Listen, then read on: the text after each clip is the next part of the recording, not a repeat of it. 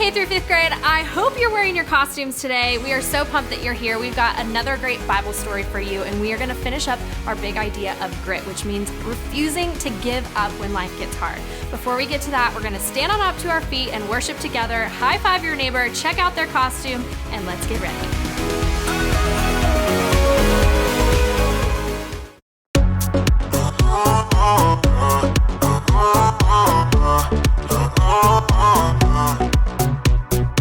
Everything keeps telling me to quit and not go where I'm going.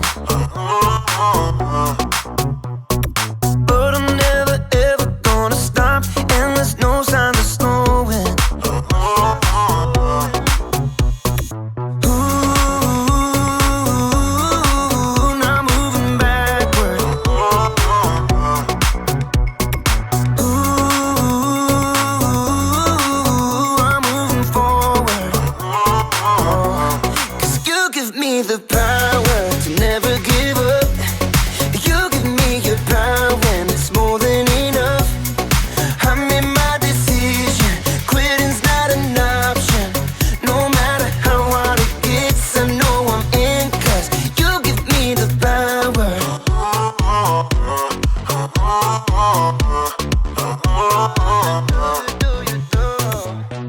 I'm committed to your plan, so I'll follow all of my days. Every day you give me strength to follow after your way. 'Cause you give me the power to never give up. You give me your power and it's more than enough. I made my decision, quitting's not an option. No matter how hard it gets, I know I'm in, 'cause you give me the power. Yeah, you give me the power. Ooh, now I'm moving backward. Ooh,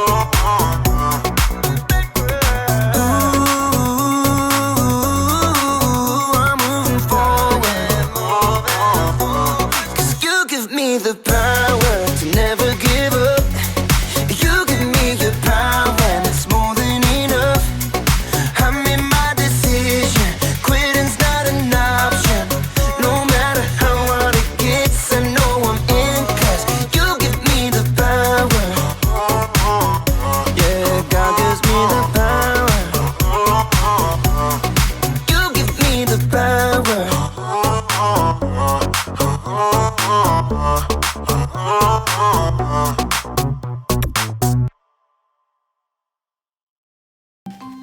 Welcome to Story Lab.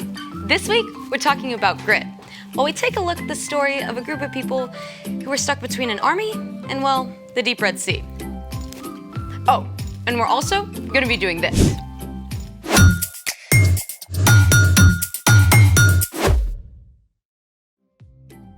Hey, I'm Skylar. And I'm Sebastian. We're talking about grit, which is refusing to give up when life gets hard.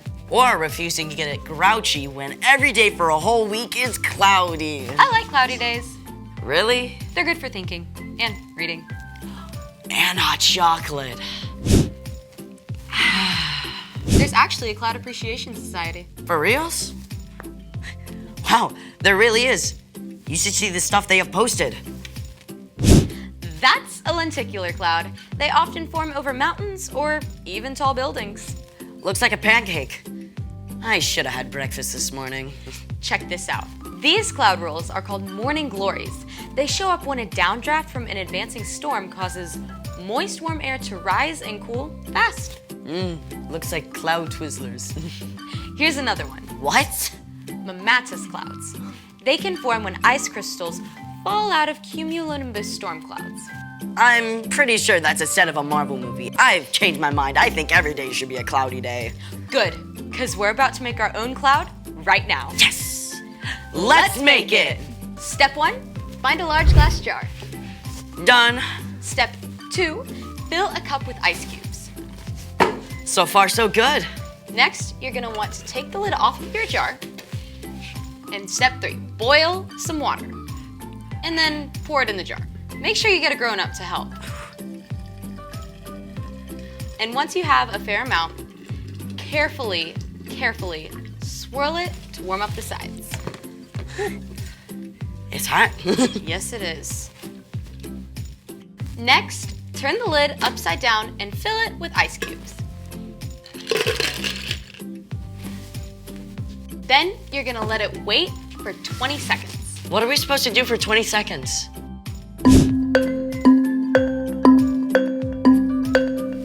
This next part has to be fast.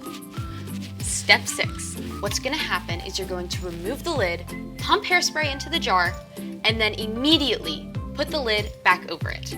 Are you ready? Yes, I'm ready. Can you do it? I can do it. Okay, 3, 2, 1. I can see it brewing. Release the cloud. Oh, that's so cool. Bring on the cloudy days. Good, because there's a ginormous pillar of cloud in today's story. It's time for The story before the story. Today, we're in the second book of the Old Testament, Exodus. God made a plan to bless the whole world through one family, the Israelites. But for hundreds of years, the Israelites had been enslaved in Egypt. They cried out to God for help, and God sent a man named Moses who faced down the king, Pharaoh. After a lot of crazy plagues, Pharaoh let the Israelites go. But even though the Israelites were free, they're not yet safe. And that's where our story starts. Hey everyone! Okay, so as we all know, the Israelites were all packed up. Thousands and thousands of people, families, kids, herds, and flocks. You can imagine, they couldn't move very fast. God was leading them every step of the way, away from Egypt, appearing in a pillar of cloud during the daytime and a blazing pillar of flame at night. At last, the Israelites came to the Red Sea, which stood between them and the desert road to Canaan. But while the Israelites set up camp along the shore of the Red Sea, back in the palace, Pharaoh was having serious second thoughts. What have we done? We've lost all our workers. Prepare 600 chariots at once. Pharaoh jumped in his chariot and led an army of chariots and horsemen racing across the desert after the Israelites. The galloping horses and rattling chariots kicked up clouds of dust, and soon the Israelites could see them coming. There was no way they could outrun the Egyptian army. The Israelites were trapped. Why did you bring us out in the desert to die? It would have been better to stay in Egypt than die out here. The Israelites wanted to give up, but Moses kept his eyes fixed firmly on God. Don't be afraid. Stand firm. The Lord will save you today. The Lord will fight for you. Just be still. Right there, in a place that seemed like a trap, God spoke to Moses. Hold out your walking stick. Reach out your hand over the Red Sea to divide the water. Divide the water? Okay, that is not what water does. But God's presence in the pillar of cloud moved from the front of the Israelite caravan and stood behind them all night to block them from view of the Egyptians. Moses reached his hand over the sea. Through the night, God sent a strong wind to push back the waters. Soon, the Israelites faced a dry path right through the middle of the Red Sea. I mean, can you imagine what it must have felt like? You're at the edge of a vast sea, but straight ahead the water just boop, splits. I mean, ginormous walls of water rise up on either side of the path before you. Sure, I mean, you want to escape the Egyptians, but if you walk along this path, the waters could fall on you. I mean, it must have taken every ounce of courage and grit they had. But the Israelites followed Moses along that path, straight through the heart of the sea. All night, those families hurried toward freedom. But the Egyptians gave chase. They followed the Israelites right into the Red Sea. At last, the Israelites made it through. But the Egyptians were right behind them. God spoke to Moses again. Reach out your hand over the sea As Moses reached out his hand, those walls of water began to crash down, and the sea rushed back into place, washing over the Egyptian horses and chariots. The entire Egyptian army was swept away. The Israelites were left safe and dry on the far side of the Red Sea. Moses' sister Miriam led them in a song of celebration. I will sing to the Lord, he is greatly honored. The Lord gives me strength and protects me. He has saved me. The end. Whoa, things must have felt so out of control for Moses and the Israelites. Oh, for sure. But God was in control the whole time. God opened up a way for them to just keep going. So, what's our part in the story? Well, there are some times when you feel stuck, right?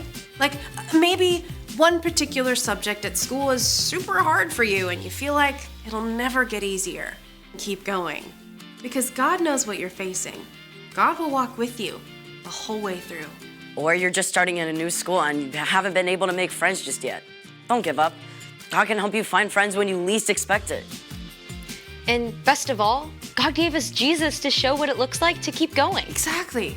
I mean, Jesus didn't give up loving us, even though it cost him his life. And when we follow Jesus, we have the power of the Holy Spirit to keep going too.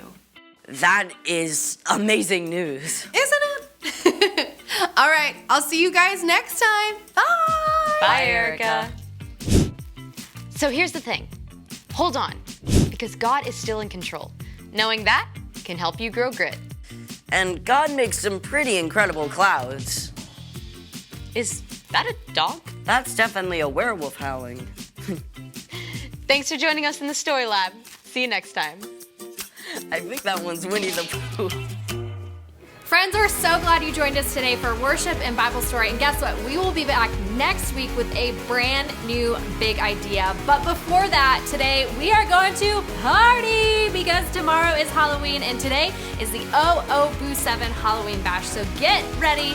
We're headed outside. We're going to trick or treat. We're going to have awesome things and we cannot wait to see